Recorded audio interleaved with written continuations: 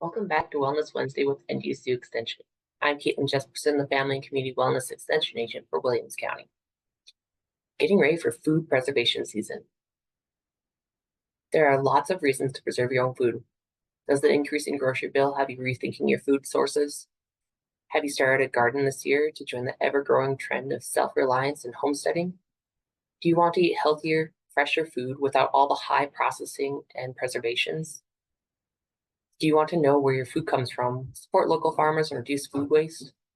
Or maybe you just love gardening and preservation because you grew up doing it with your family. Whatever your reason, be sure to use reliable food preservation resources.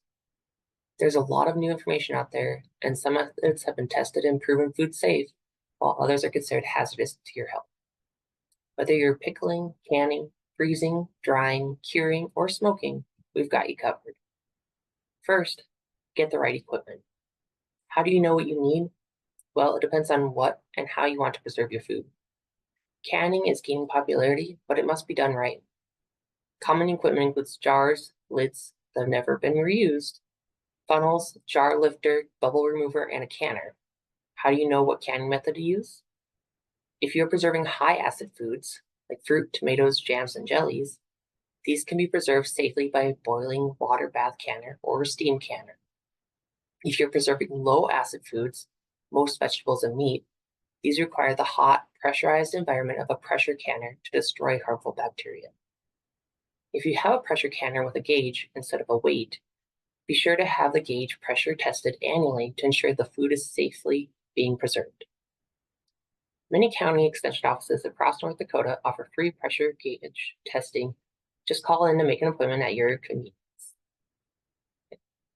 Second, use a trusted recipe and follow the directions carefully.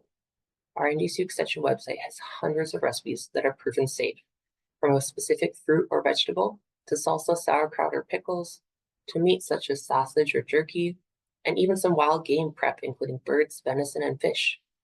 There are also tips for troubleshooting when it doesn't come out right, and lists for safe changes and substitutions that can be made to recipes.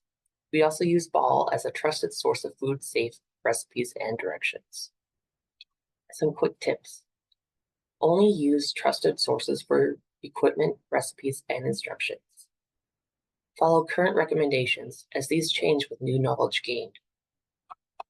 Don't alter the recipe unless safe to do so. It may change the acidity, pressure, or temp and allow bacteria to grow. Don't reuse canning lids. The rubber compound has changed in recent years and no longer holds up to multiple heatings.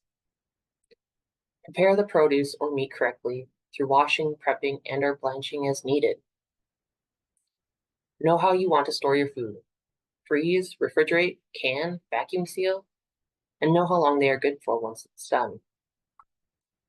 If a new skill makes you nervous, seek help from someone who's done it before or join a cooking class. Whether it's your first time dabbling in food preservation or you're a seasoned pro, I encourage you to learn new skills, foster a sense of self-reliance, and share the experience with friends and family. Until next time, continue extending knowledge and changing lives with NDSU Extension.